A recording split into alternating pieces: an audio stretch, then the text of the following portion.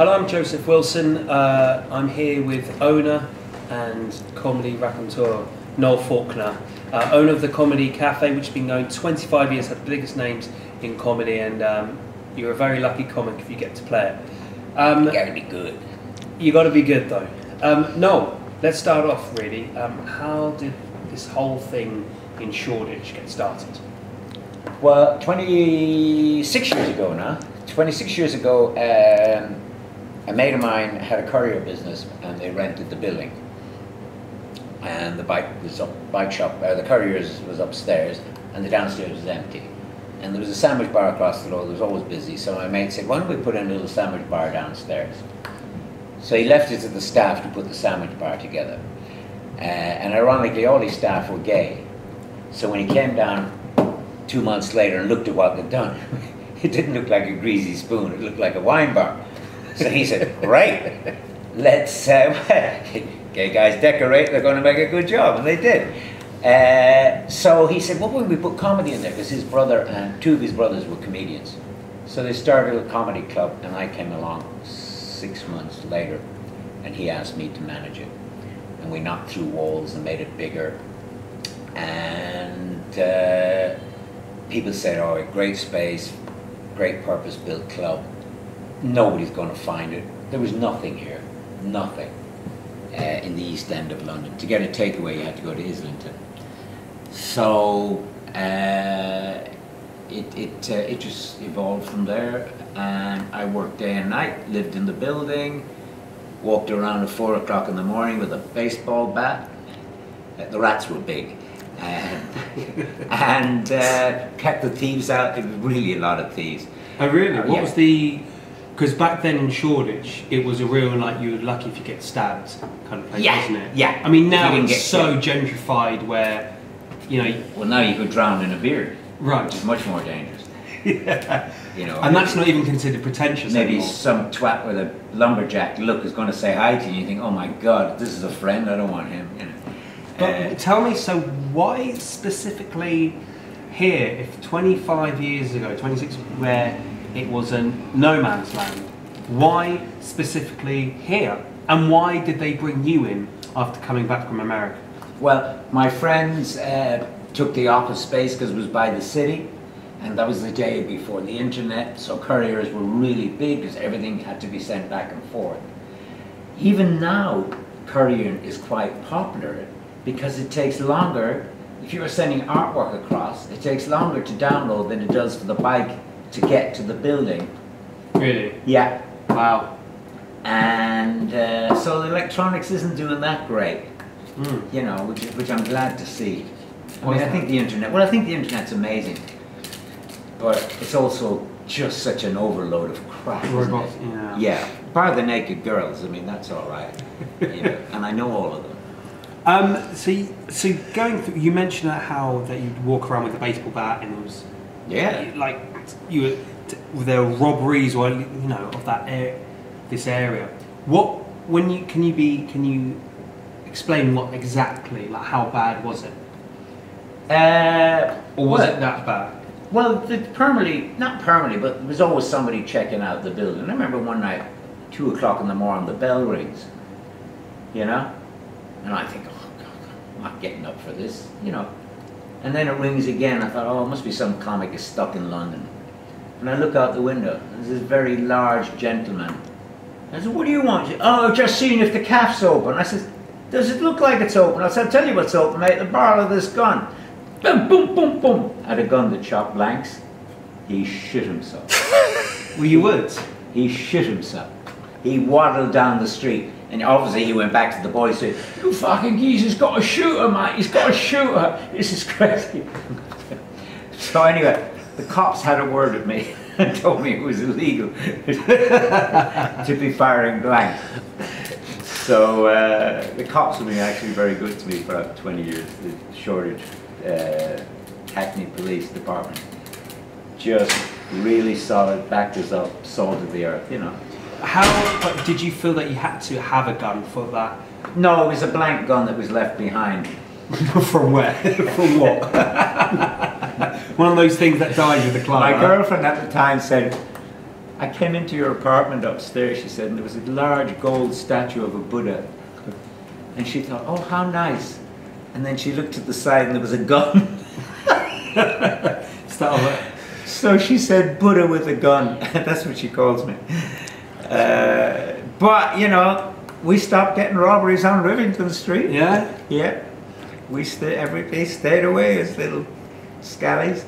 So in terms of starting the club, so you just established the club, how did you get word out without internet to all these comics? Because this club perfectly started just after the alternative circuit. Head start, yeah. So how do you reach those guys who are performing at, you know, the Comedy Store or? It was easy to get hold of comics, and there was a list, and Time Out was the Bible.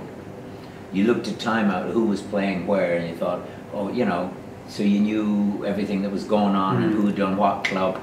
And just from that, you had a list of names, and it was simple. Peter Graham was a great help to me from the King's Head. He's been going for donkey's years and runs great comedy. So that all added to it. You know, everybody's real supportive. It was a small knit community. You know, somebody said, why didn't you go into the West End? I said, oh, that's Don Ward's territory. You know, right. Foolishly enough, because it wouldn't have affected Don. But I kind of come from that gentleman's school where you don't step on somebody else's picnic. You know, you got my corner, you got yours, we'll all help each other. And then, of course, the carpetbaggers came along and put their own mothers and sisters on stage, and you know, just purely about money and greed, and that's what's screwing up the whole world, and the reason I'm losing the club today. I would like to, before I get into where we are now, so I'll just chronologically, so you've established the club, you've got the comedians. Now you said that people would come round here because nothing was happening. How did you get audience? How do you PR back in those days? Because you know, I'm from the generation of the internet. Yeah. We used to put an ad in a magazine called Girl About Town, which was a piece of rubbish, and it actually brought people in because the assistants that work in the office are asked to organise a party. They read that little magazine, so they would book it. Right, that's fair enough. You know? And we were listed in Time Out, and we were in East London, and there was nobody over East London, so people just came. I don't know, but it took off after 2 years. Yeah? Yeah. And it did very, very good. But did you have the similar system here? Because I know the stage was literally back. They did the same. Well, what was one of those moments? Because we will have when you're doing shows, which is all crazy. When you step back, you go, "This is nuts. What are we doing? This is great fun." What was one of those moments here where you look back and go, "What was that about?" Where it lost control in a good way, or it didn't, or just had a magical moment. I remember one night just walking. It was all closed up. And I was walking from the bar just to go upstairs. And we had a nice night and great comedy, and I just went, wow, I've got a business that works, and it's show business. And I couldn't believe it, because I produced my first show at the age of 12 in our garage in the west of Ireland, in Galway. What were called fit-ups, little tents would come to the local park and they would put on variety shows. And they had the yodeling cowboy and everything. One year they brought a horse. That was mind-blowing. Right. But, so we would see the show, and then they would leave at the end of August, right? And you didn't go back to school in those days till the middle of September or something, right? So we would put the show on in a garage and charge all the kids a penny each to get in. And the stupid rich kids, you give them a kitchen chair and tell them it was 2p, and they'd give it to you. So that was my first show I ever produced. Then the next year, we got all the kids together, put them in the garage, locked the door, and pissed off with the money. And I've been ripping people off ever since. So let's cut to now, after 25 years of, you know, everybody's played this club. This has been quite an very established club. Joseph Wilson's even played here. I've even played here. You've even cleaned the floors as well. It's all very good. So now, let's bring up to today's date, December 2016. Explain what the significance of that months? Well, we got gazumped by a person in the neighbourhood who has over 10 bars, and they just keep buying up more, and Shoreditch will become soulless. It will just be horrible, nasty. This is a bar that doesn't serve craft beers, only serves bottled beers, canned beer. I think all canned beers actually, right? At a $5 a pop, you know, and they're just going to run it into the ground with the rest of their venues. They're all pretty badly decorated, badly run, you know. But hey, that's their problem. Welcome. I'm looking for another venue, and things are looking good, and I will have another venue. And as Arnold Schwarzenegger says, I'll be back. He was a librarian. So now in terms of the business side of things, with the recession, you know, 7, 8, recession, as a venue owner, what has that meant since 7, 8? Because in London there was a statistic in the Evening Standard, it said that 40% of London's venues have closed down in recession. We lost our shirts in 2007, 8, 9, and we never really got it back up and running. Somehow when there was a huge recession, everything, rents got pushed up, everything got pushed up, your supplies, everything.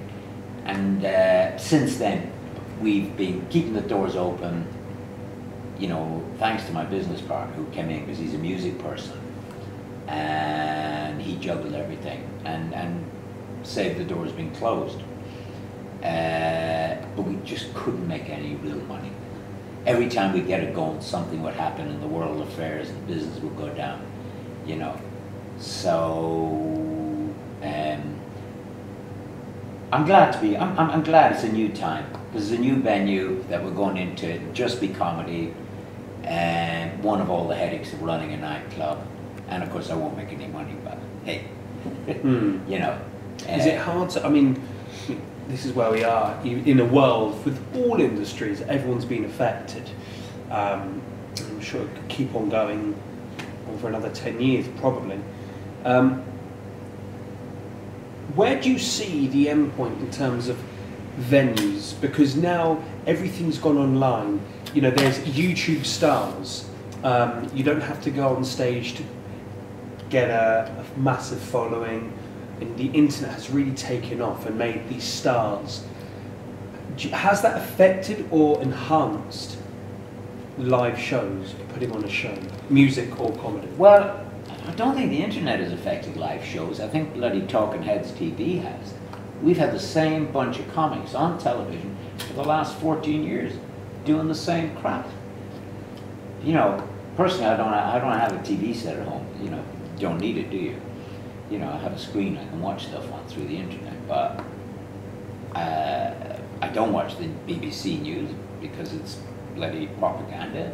They lie, and we've got loads of evidence. You know, there's just loads of evidence that the BBC lied. They lied about 7/11. They said a building collapsed. The building was still there behind the woman. It didn't collapse for another 20 minutes. How did the BBC know that building number 7 was going to come down? That's terrorist inside information. So if you buy a TV license, you're supporting a terrorist organization which you can go to jail for. Nobody's been prosecuted yet, but I know a man who the judge agreed with him and he didn't have to pay his TV license. The judge told him to get one later, but the guy goes, well, I don't watch this crap. You know, so that's what television has done to us. It has destroyed a lot. Now we have the screen age. I think we're heading to a nation of zombies. You know, basically, young people, they can't live without the streets. You know yourself, as performing comics, you see them sneaking and look at their phones, you know, and you think, my God, you know, what's become of this generation? There's nothing there, you know? So it's a mental masturbation, you know. It's scary, very scary, you know? And I think comedy died a bit because there's a lot of other things to do. You know, for example? Well, there's ping pong venues now where there's 20 ping pong tables. Look, guys just want to be around girls and girls want to be around guys, and any excuse to hang out and talk. You know, there's another place, Crazy Golf. They must have, it's over at the Truman Brewery in Brick Lane, and it's down in the basement. It's a huge, big, fun venue, and they must have spent over 20 quid to refurbish it. I mean, it's literally built out of packing cases. But hey, they're on a short lease. They probably went, what can we do it for? I really admire them. They got 2 or 3 bars in there. They got just bits of lights hanging out the ceiling. I thought I've been there. Yeah. It's actually, yeah. Yeah. It's just a dirty, big, scruffy venue, but they only have a short lease. Good luck to them. And then this is what kids want. It's fun. So that affects your comedy. Trendies, the Shoreditch crowd hate comedy because they're too cool to laugh. Is they that, might dribble in their beards. How can you back that? I'm going to challenge you. How can you back that up? What you said. Why do you know that to be true? Because young people don't laugh at comedy, right? In this country, other countries, yes. Yeah, in London, true. Outside London, yeah. Yeah. You go to Liverpool, Manchester, hey, it's the crack, you know. Yeah, yeah. In London, oh no, I'm too cool. I don't want the girls to see me laughing. I might look vulnerable, right? And as far as the lumberjack bearded skinny jean parade, well, they're too busy photographing cigarette butts in the gutter, aren't they? You know, to go to a comedy club, I have to go and have my flappy, crappy coffee, you know. So how do you change that? Because I was thinking on the way Shoot here, them all. is that maybe that audience with the frappy, crappy, bearded, lumberjacked, you know, guys and girls, surely their different comedy taste might be, as an idea, might be that YouTube star on the internet. So as a venue person, a comedy booker, would you change from the regular format of like proper stand-ups? No, because the so-called trendy, they're living, the so-called trendies, right, that you see around now, the bearded with grey and getting their tattoos and all that shit, they're so busy trying to live up to this image that they have in their head about how they should be and how they look like, you know, a Samoan warrior or somebody, you know. You go, no mate, you're a fucking guy who lives in a council flat in Hackney because you can't afford proper rent, you know. You might be an artist for a living in some way, but they're hypnotized by what society dictates to them. You know what I mean? They're like, oh, I'll do this and I must do that, and they're all smoking plastic fucking biros, you know. They're so unoriginal. They're so unoriginal, and they think they're so cool, you know. And what would they all do? They're all some sort of IT geniuses, you know. I mean, they're paying 200 quid a week just for the desk in a room, so they can say they're in Shoreditch. So are you saying that now, as a comedy doesn't work in Shoreditch? Because Shoreditch has changed. Even the past 5 years, I've noticed, being around this couple of years, I have seen it change, just like other. So my comedy works in Shoreditch because the crowd come in because they know of us, right? And I book the best comics, right? So my comedy works, but I'm bringing people in who live outside in East London, right, and Essex. And the Essex crowd were my best punters for years, and I still get them. And the older Essex crowd are great, and the young ones they don't want to listen. But once they seem to reach the age of 26 or over, they're like, oh, it was a lovely night, you know. And I always grateful to the Essex people because they gave me the living I got, and I would never allow any Essex jokes. The comics could do them, but not my staff. Really? Yeah, no. I wouldn't tolerate, there was all those jokes about Essex people in white socks. I said, listen, all these white socks are paying our wages, and we better make their night good. And we did that, and they picked up on it. And the thing about Essex people, are, yeah, it's all right, mate, it's worth it. You know, you give them a good deal and they tell you it's great. You know, come up, shake your hand. Has that now Shoreditch? I've noticed the past few years, it's got more Shoreditch. So, has the Essex lot, have they stopped coming? No, we still get quite a few Essex people. We don't get the young ones because we don't do the food in the room anymore, which is great, because that was a killer. Trying to get food out before you started the show. Oh, you know. So, no, we still get a fair few, you know. I mean, Essex is only down the road, it's not. I always thought Essex was way down the road, it's not, you know. So, that whole old area, yeah, you know, maybe that's the place to move a club is over to Chingford or somewhere, you know. Maybe.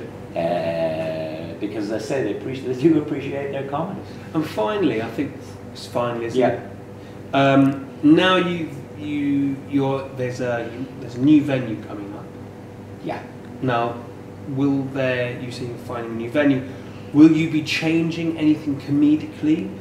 Will the format change, or are you sticking to... No, look, everything will stay the same. We'll bring in new talent probably on Fridays in the middle, which will be good for new talent.